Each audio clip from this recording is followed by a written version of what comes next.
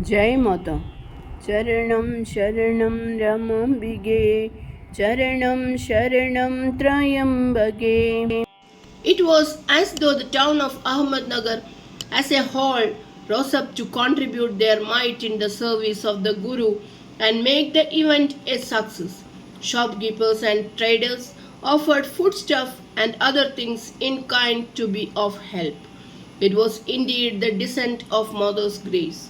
During the 5 days program, there were Namajapa, spiritual discourses, and the great Shadachandi Yajna, and above all, the darshans of Mother, the bliss of which were being experienced after such a long period of solitude.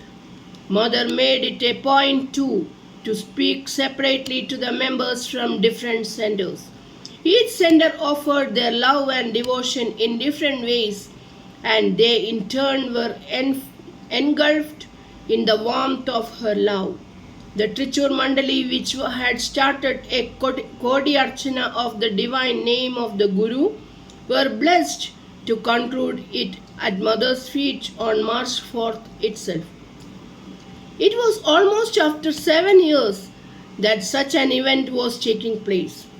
Everyone expressed their gratitude to Taraka and Dr. Pai and to the Mandali for the great opportunity given to them.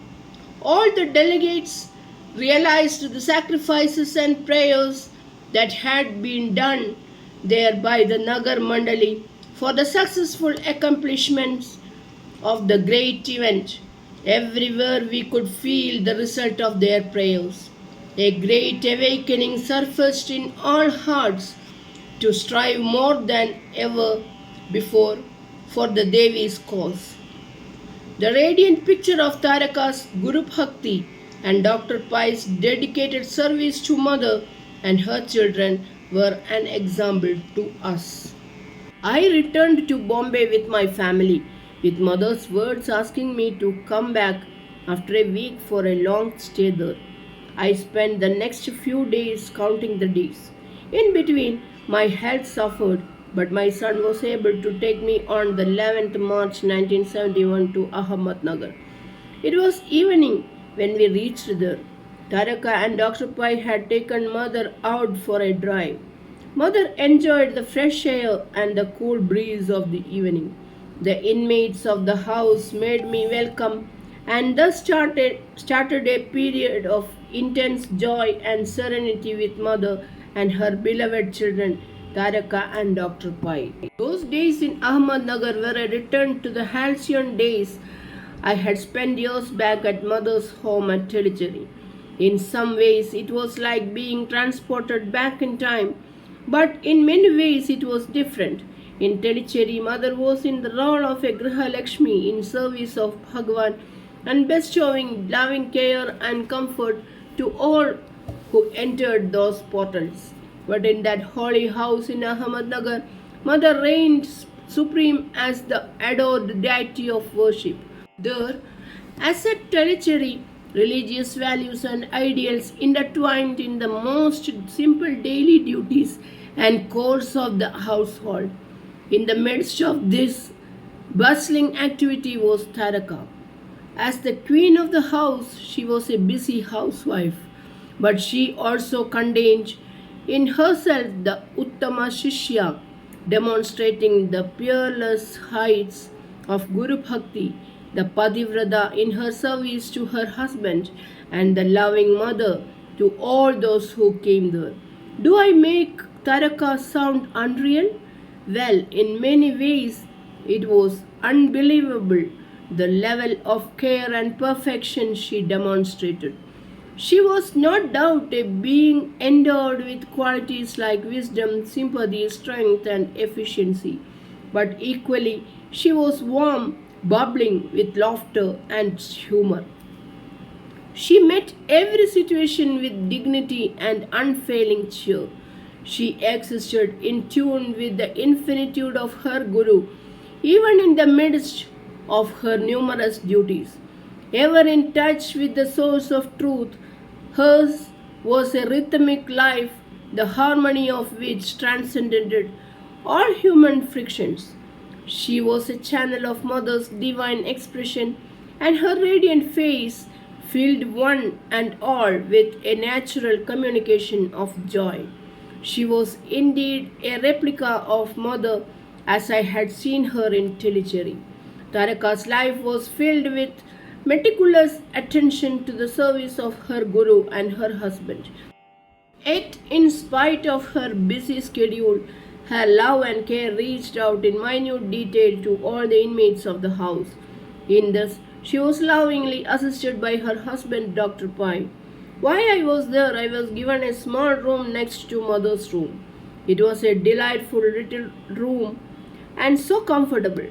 It was much later that I came to know that it had been Dr. Pai's room and that he had slept in the open veranda so that I could have a room of my own and be made comfortable. So great was the quality of their hospitality. Mother had come to Ahmednagar in 1966. At that time, her health was completely shattered for the strenuous work of human regeneration had taken its toll of the body.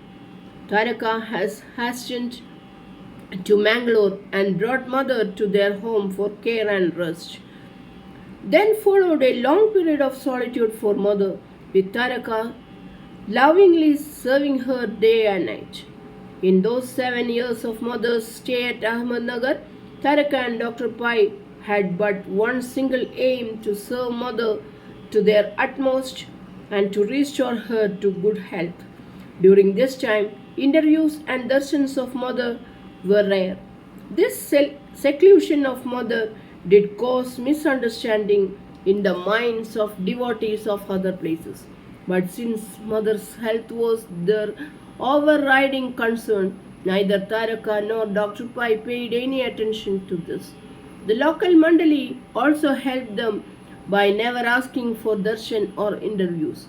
In that small, unpretentious homestead, the Supreme Mother chose to dwell for 7 years, bound by the golden thread of devotion of Taraka and Dr. Pai. It was the holy ground where the perfect Guru and the perfect Shishya worked for humanity. It was a Yajnashala where the flames of Jnana and Bhakti illumined many a soul in mystic ways. Each phase in the Mother's life has a special meaning, yet this divine mystery is understood only by those with integral faith. As I pen this verse, the pattern of life of those days at Ahmednagar comes vividly to my mind. In the early mornings, when silence wrapped me in an intense inner communion with Mother, consciousness opened wider to receive and absorb the peace of Mother's proximity. In the room I was using, there was a shrine with Mother's picture, a small lamp, and agarbatti stand, and other objects needed for one's daily puja. Fresh from her morning bath, Taraka, her being indrawn, would come every day for the simple rituals of her worship. The room was filled then with the fragrance of flowers, agarbatti, and from the potency of her faith. After the puja, she would enquire lovingly of my needs. She would be flitting from the Mother's room to the kitchen, preparing and serving Mother's breakfast. Then she would attend to her husband, who would have finished his bath and puja and come for breakfast. This was served in a closed veranda before 8 o'clock. In Taraka was reflected the same dexterity and efficient participation in mundane duties that Mother had showed in her home in Telecherry. Yet, even in the motherly warmth of her love for us all, Taraka's heart was totally absorbed in her beloved Deva. I saw and observed these divine traits in her, taking it for granted, not pursuing this train of thought to its logical conclusion. But in later years, when her re-emergence as Mother Rama Devi was revealed before our eyes, these old memories and observances were to come back to me. After breakfast, I spent my time reading, writing, and in prayers. The noon meal was taken after 12 when Dr. Pai came back from work. After serving mother in her room, Taraka would join us. It was a joyous time, filled with laughter, and many were the stories and parables that Taraka would recount. I would wait like a child for her to narrate these stories, for she would invest it with wit and charm. And as she spoke, the stories and characters came to life. Charanam Sharanam Ramambige Charanam Sharanam Trayambage Jai Mata.